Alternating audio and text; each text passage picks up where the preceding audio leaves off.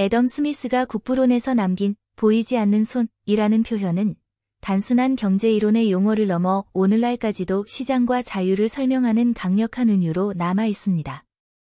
그는 시장이란 무언가 거대한 계획자 없이도 스스로 균형을 찾아가는 질서를 지닌다고 보았습니다. 우리가 마치 공기 속에 살면서 그 존재를 의식하지 못하듯 시장도 보이지 않는 힘에 의해 움직이고 있었던 것이지요. 스미스가 말한 이 힘은 바로 가격입니다.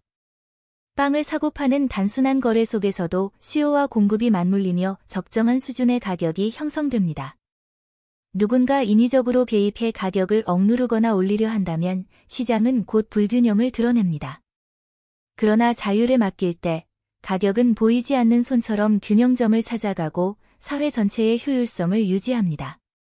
여기서 중요한 것은 개인의 욕망이 사회적 선과 어떻게 연결되는가 하는 점입니다. 빵집 주인이 새벽같이 일어나 빵을 굽는 이유는 이웃을 사랑해서가 아닙니다. 그는 단지 생계를 위해, 더 많은 이득을 얻기 위해 일을 합니다. 하지만 그 사적인 동기가 시장을 통해 발휘되면 오히려 사회는 더 풍요로워집니다. 스미스는 이것을 이기심과 탐욕으로 엄격히 구분했습니다. 이득을 위해 경쟁하는 것은 사회를 살찌우지만 탐욕은 경쟁 속에서 곧 드러나 도태될 수밖에 없습니다. 그렇다고 해서 스미스가 국가의 역할을 전혀 부정한 것은 아닙니다. 그는 국가가 해야 할 일은 최소한이라 했습니다. 외부의 침략을 막는 국방, 내부의 불의를 막는 사법, 그리고 민간이 감당하기 힘든 공공사업 정도가 그것입니다. 그러나 독점이나 부당한 거래가 시장의 자유를 무너뜨릴 때는 정부가 개입해야 한다고 분명히 말했습니다. 그가 꿈꾼 국가는 간섭하는 아버지가 아니라 질서를 지켜주는 야경꾼에 가까웠습니다.